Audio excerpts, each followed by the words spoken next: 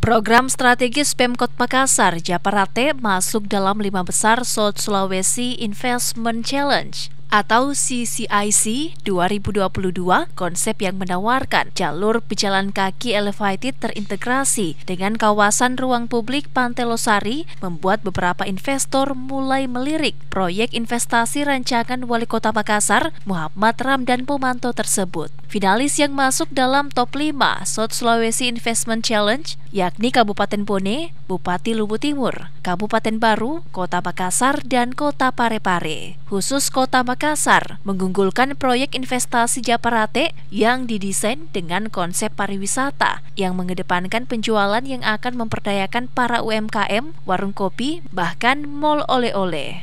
Ini kan ujung-ujungnya adalah kita dibantu jual. Makassar kan tidak terlalu sulit untuk menjual ini. Tetapi di sini kan kita sudah didukung. Tidak ada pertentangan antara provinsi dan pusat.